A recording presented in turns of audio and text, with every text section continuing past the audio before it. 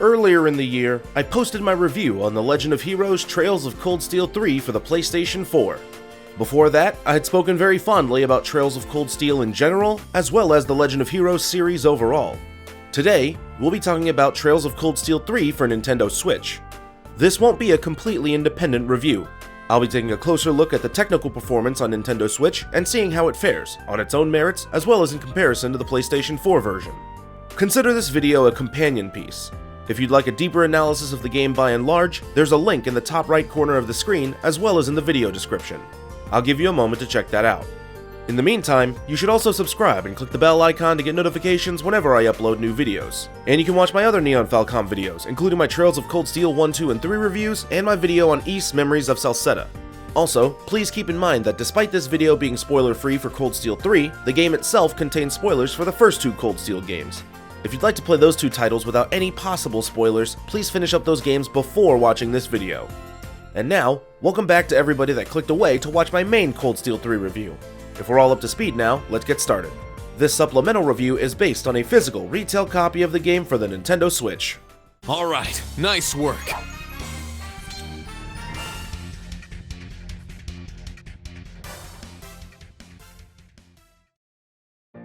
Trails of Cold Steel 3 on Nintendo Switch runs at a native 720p resolution when docked and an upscaled 720p in handheld mode.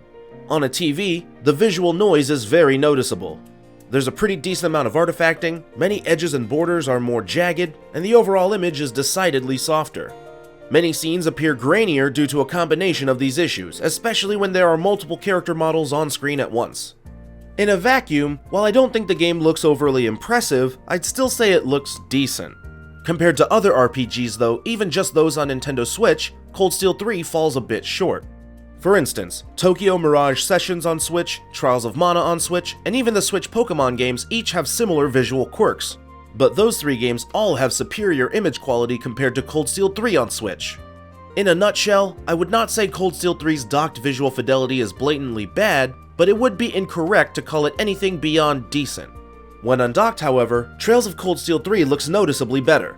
Despite sporting an objectively lower resolution in handheld mode, the tablet screen helps pull attention away from any artifacting, and the game generally looks a lot sharper. Here's a comparison of docked versus handheld. As you can see, docked is sharper, though both images are still pretty soft. But this isn't really doing undocked much justice, as you'll be playing on a much smaller screen. I've shrank the docked footage down to closer simulate the actual tablet experience. Again, I found that playing undocked looks a lot crisper in practice. Compared to the PlayStation 4 version, the Switch resolution is unsurprisingly a step down. Obviously, the PS4 version is running at 1080p, so it natively has better resolution. Textures and shadows are also better on PS4, as well as things like draw distance. And if you're playing on PS4 Pro, the differences in quality are even more pronounced. When comparing the two systems, I also noticed that the Switch version has more noticeable motion blur, and maybe even some ghosting. I believe this is due to the PS4 version having some additional visual post-processing / anti-aliasing that is absent or at least toned down on Nintendo Switch. Here's the PS4 version versus the Switch while docked. As you can see, the PS4 version is sharper and clearer, but the Switch version still looks fine in its own right.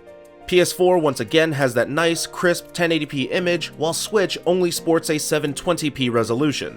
The docked Nintendo Switch footage doesn't look amazing, but I still think it looks decent, especially in a vacuum. Finally, let's check out undocked footage. Once again, not as clear as the other two, but still rather impressive for the Switch tablet's smaller screen. Generally speaking, I think the resolution of Cold Steel 3 on Switch is fine, whether you play on the TV or on the go. Part of that may be the core aesthetic. The Cold Steel sub-series has never had mind-blowing visuals, so despite being downgraded in transition to Nintendo Switch, the overall image still holds up just fine. Players jumping over from PS4 will notice a definite decrease in graphical quality, but if you didn't play the PS4 version, you'll be okay with the Switch resolution, especially on the tablet screen. The frame rate is where this port's real issues lie. Most of the time, the performance is passable. Cold Steel 3 on Switch targets 30 frames per second both docked and undocked. During many of the exploration portions and most of the cutscenes, the game usually manages to stick to that goal. Minor issues may occur whenever certain animations and effects are displayed, but these are far and few in between. The action segments, though, feature the most pronounced and regular frame rate drops, both docked and undocked. Again, these problems are usually seen whenever the game displays a number of on-screen effects, such as when using crafts and arts in combat. Here you can see how the game runs in tablet mode versus when docked. As you can see, the frame rate issues are pretty consistent between both methods. Handheld play features more prevalent drops, however while making this video, I felt like the issues seen in the direct tablet feed looked more exaggerated than what I saw when actually playing handheld. Yes, the drops were noticeable on the tablet screen, but I think portable play might look markedly worse in replay than it did in action. To try and compensate, here's some camera footage of the game on the tablet screen. While this isn't a great way to showcase handheld play, I think it's a bit more equitable towards the performance that I was actually seeing. Here's the direct tablet feed versus the on-camera tablet feed for comparison. It may be a little difficult to tell, but the recorded file seems to be accentuating the stutters more than what is being seen on camera in real time.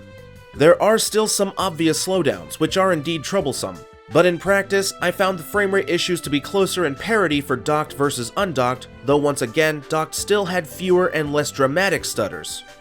Since the PS4 version runs at 60 frames per second and generally didn't have a lot of stutters, the difference is pretty stark.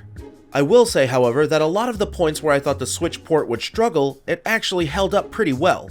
For instance, the bath scenes with the steam effects have historically caused a few minor dips on PS4. On Switch, however, it didn't dip any more than anything else in the game, so it actually looked fine. Also, Cold Steel 3 does have a way to help counteract many of the frame rate issues, the included turbo mode. Much like the other versions of Cold Steel 3, the Switch version has a turbo mode which you engage by clicking the left analog stick. By playing the game almost exclusively in high-speed mode, many of the frame rate inconsistencies are rendered moot. While this is more of a band-aid than an actual permanent solution, it's passable enough in most cases. Still, I want there to be no mistake about what I'm saying. There are frame rate issues plaguing this port. Most of the time, the game runs fine, even with a bunch of ridiculous cosmetic add-ons applied. Additionally, the brunt of the frame rate issues are minor, usually going from 30 FPS to around 25 FPS. And once again, most of these issues are mitigated by engaging high-speed play.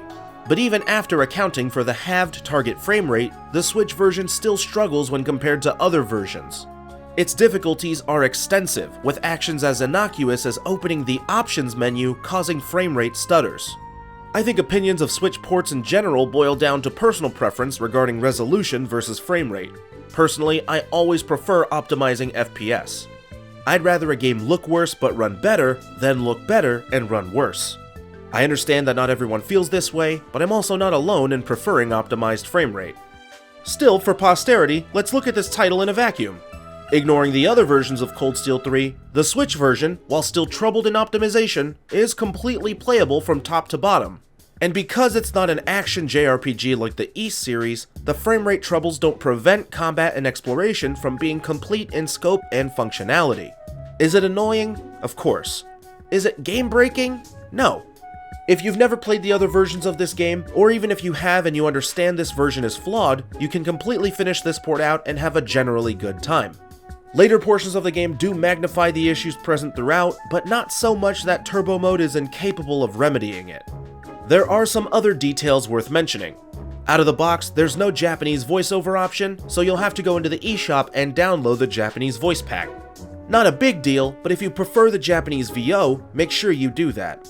And there has been a decent amount of talk about the Switch version randomly freezing and causing players to lose their progress. While I did not experience these issues firsthand, I'd recommend saving regularly just in case, especially once you reach Chapter 3.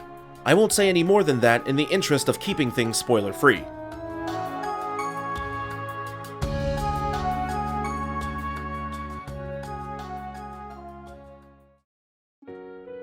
So I've levied a number of complaints towards Trails of Cold Steel 3 on Switch, and for good reason. As with many Switch ports, it is noticeably downgraded from other platforms. Also, since Cold Steel 1 and 2 have yet to be released on Switch, there are plenty of things in this game that will confuse and/or even completely bypass the comprehension of new players. But I still think that Cold Steel 3 is a great game, and I think many of this port's biggest issues are neutralized by playing the game on the tablet screen with the high-speed mode engaged. The ability to take the game with you is really great, especially considering the Cold Steel sub-series roots on the PlayStation Vita.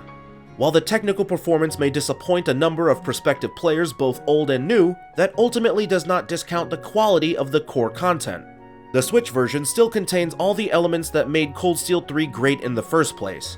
I for one am happy to see the series getting new opportunities on a new system with a new audience. And for what it's worth, Cold Steel 3 on Switch is much better optimized than the Switch port of Ys 8. The Legend of Heroes Trails of Cold Steel 3 on Nintendo Switch earns an 8 out of 10. My Neon Falcom playlist is on screen, so please check that out if you love the Trails or Ys series. And don't forget to subscribe and click the bell icon. Thanks.